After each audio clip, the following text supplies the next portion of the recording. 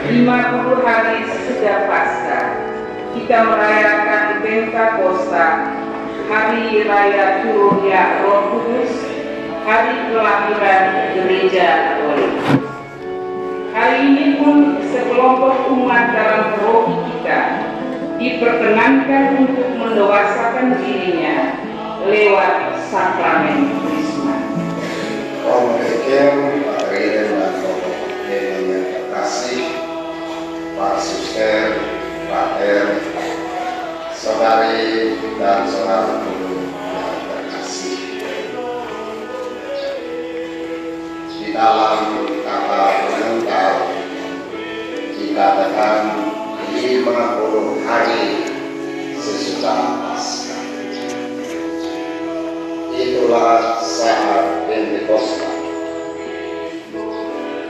Sebagaimana kita dengar dalam bacaan kisah para rasul tadi. Sebenarnya Pentakosta itu jauh lebih tua, persis bersamaan dengan perkembangan iman di kalangan bangsa Yahudi.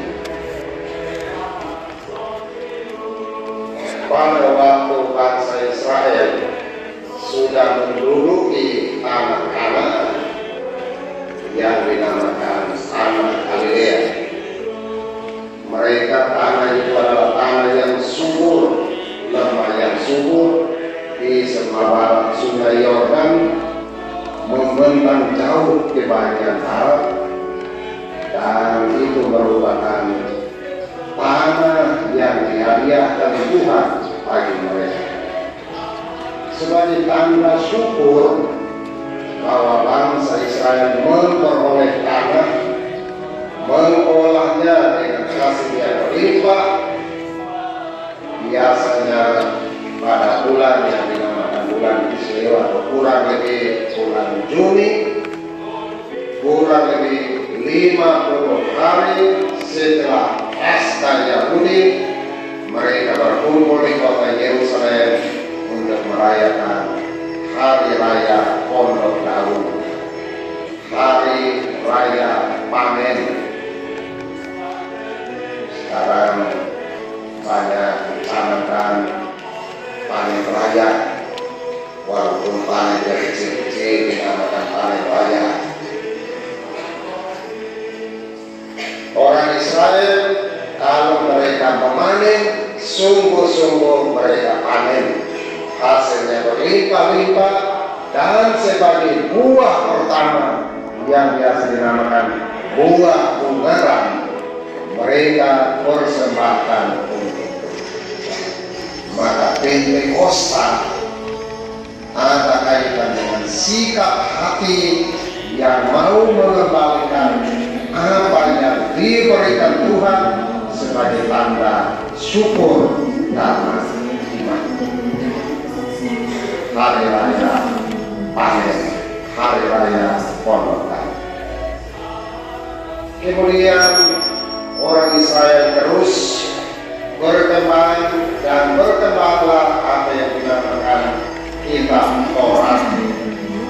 Kitab Taurat yang dikembangkan oleh para ahli Taurat, para ahli hukum. Pentakosta pada waktu itu dikaitkan, mereka menghubungkan Pentakosta dengan turunnya mana di padang. Pentakosta dikaitkan dengan ikan. Bagaimana pada masa Yesus? Yesus yang sudah wafat persis menjumpai para muridnya, memberikan komandan baru. Dia yang adalah putra Allah, dia yang adalah ciptaan baru karena dia sudah mengalahkan kuasa dosa dan kematian. Dia menampakkan diri dan berkata kepada para muridnya. Tuhan Yesus bicara Aram, bahasa Aramaik, bahasa Ibrani. Dia menyalami mereka, Shalom Aleichem, Hama saya, salam damai sejahtera bagi kamu. Dan karena Tuhan Yesus juga seringkali menggunakan bahasa setempat yang sama dengan kurang lebih orang-orang Islam yang menggunakan Assalamualaikum warahmatullahi wabarakatuh. Ucapan yang sama diucapkan oleh mereka kepada Bunda Maria. Salam damai sejahtera. Roh membawa damai di hati, damai di hidup, damai di dalam perilaku sejahtera. Nanti berdasarkan perspektif baru itu, turunlah Roh Kudus sebagai kekuatan dahsyat yang menghidupi gereja. Dia turun dalam bentuk lidah-lidah api. Waktu itu para murid persis berkumpul kembali di ruang perjamuan malam terakhir di kota Yerusalem. Ada satu ruang atas. Mereka berkumpul di situ tanpa takut kepada orang-orang Yahudi. Pada waktu itu Roh Kudus, mereka sementara berdoa, Roh Kudus turun dalam bentuk lidah-lidah api. Dikatakan 50 hari sesudah Tuhan Yesus wafat. Jadi 50 hari sesudah kata-kata terimalah Roh Kudus, turun Roh Kudus untuk kehidupan jemaat pertama. Lidah-lidah api ini ada di sini persis dengan saya. Siapa yang pernah pergi ke Acapulco dan lewat Roti Klot, persis sekarang itu di tempat di mana tentara-tentara tikungan itu, dari sini sebelah kanan ada tulis api kecil menjadi kawan, api besar menjadi lawan, menjadi musuh. Jangan main korek api lalu bakar rumah. Biasa yang main-main petasan itu, petasan kecil yang berbahaya, petasan besar dia potong kita di leher. Api kecil menjadi sahabat, api besar menjadi lawan. Lidah-lidah api itu mengungkapkan bahwa Roh Kudus turun seperti api yang membakar dan menghanguskan semua yang tidak betul, memurnikan, membersihkan, seperti api memurnikan emas dan logam yang lain. Kalau kita mau dapat emas, misalnya kita mau pasang di gusi, atau mau pasang di jari, atau mau pasang di mana saja, pasti tembaga harus dipanaskan supaya yang bukan emas itu melebur lalu tinggal yang emas. Roh Kudus memurnikan. Yang kedua, api adalah revolusi pertama di dalam kebudayaan. Sebelum kita temukan api, makanan kita seperti kawan-kawan kita, sapi, kuda, kerbau, kambing, babi, makan mentah. Setelah kita temukan api, berkembanglah yang dinamakan kuliner.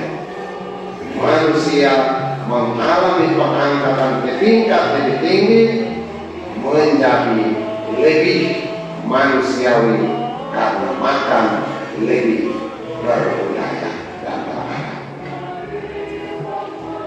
Roh Kudus diungkapkan juga melalui tiupan angin yang keras. Kita masih ingat tahun lalu kita dilanda dengan badai apa? Badai Badus. Seroja itu sama dengan serangan roh jahat. Kalau dia berembus dan datang sebagai kekuatan yang menghancurkan di Golgota. Tapi kalau dia berembus, menjadikan kita segar, menjadikan kita hidup, menjadikan kita memiliki kualitas hidup lebih baik, itu adalah rembusan Roh Kudus. Tuhan mengembusi kita supaya kita memiliki hidup ilahi. Dan yang ketiga, Roh Kudus turun sebagai roh yang mempersatukan. Bahasa yang berbeda-beda disatukan di dalam bahasa cinta kasih. Orang-orang yang pada waktu itu hidup di Eropa, di Asia, dan di Afrika sebagai dunia lama di masa Yesus dipersatukan di bawah kekuatan Roh Kudus. Roh Tuhan mempersatukan seluruh umat manusia dengan bahasa cinta kasih. Saudari-saudaraku yang terkasih, bagaimana Roh Kudus itu berperan dan membimbing kehidupan kita di dalam lingkup hidup gereja, mari kita mendengarkan kesaksian-kesaksian berikut ini.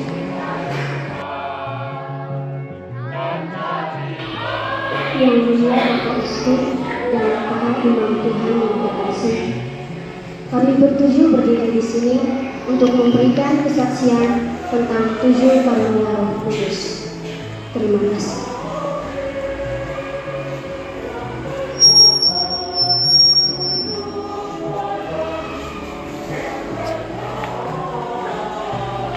Nama saya Christine Sofia Baldino. Saya dari SMK Kesehatan Carpintes Atambua. Kesaksian yang akan saya berikan yaitu tentang roh kebijaksanaan. Roh ini membimbing kita agar roh kebijaksanaan ini diawali dari masa-masa saat saya masih SMP.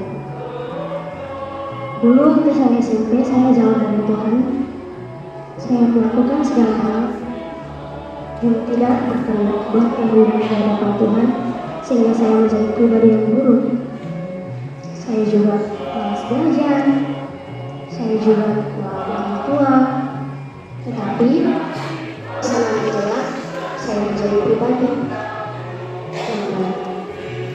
Saya bisa membanggakan kedua orang tua saya lewat perbuatan-perbuatan kecil saya, seperti saya bisa membahagiakan mereka berdua lewat prestasi-prestasi yang saya raih. Salah satunya saya bisa menjadi juara 1 dalam kelas dan juara 1 umum. Itu sudah sangat membahagiakan kedua orang tua saya. Sampai mama saya dan bapak saya terharu karena saya tidak pernah mendapatkan juara 1 dari waktu saya SD sampai saya SMP. Itu menjadi kebanggaan terbesar saya.